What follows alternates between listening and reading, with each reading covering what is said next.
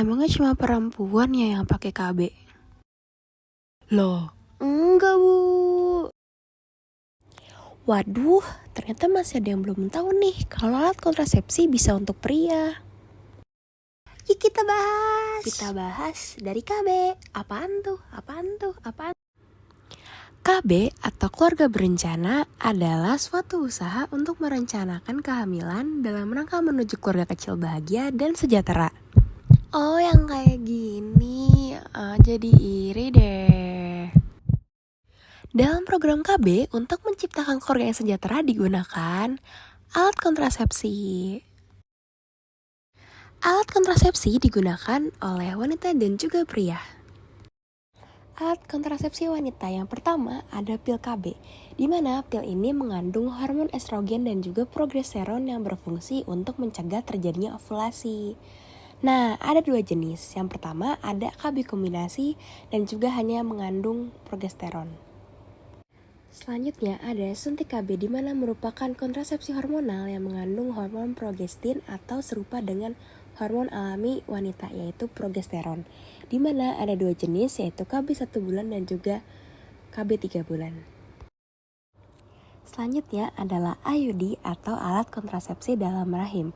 Jadi alat ini ditempatkan di dalam rahim kita atau uterus kita dan terbuat dari plastik dan ada juga yang terbuat dari tembaga.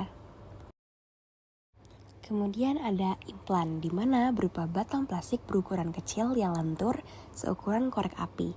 Di mana implan akan melepaskan progestin yang menyerupai hormon progesteron alami di tubuh yang kemudian akan dialirkan di dalam darah. Kemudian ada tubektomi, di mana prosedur bedah dengan cara mengikat dan memotong atau memasang cincin pada saluran tuba falopi sehingga ovum tidak dapat bertemu dengan sel sperma.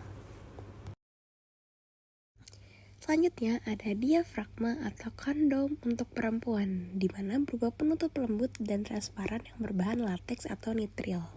Kita beralih dari alat kontrasepsi wanita ke pria. Yang pertama ada kondom, di mana berbentuk selubung tipis dari karet yang berwarna dan ada juga yang nggak berwarna, yang digunakan untuk menutup penis. Yang kedua ada vasektomi, di mana merupakan prosedur kontrasepsi pada pria yang dilakukan dengan cara memutus saluran sperma dari testis ke penis. Jadi alat kontrasepsi itu bukan hanya untuk wanita ya. Tapi kenapa masih ada stigma kalau misalnya penggunaan KB itu untuk wanita doang, Dok? Yuk kita lihat perbandingan pengguna KB antara wanita sama pria. Di sini sekitar 93,66% itu penggunanya perempuan, sedangkan laki-laki hanya 6,34%. Wah, ini kayak gak seimbang banget kan?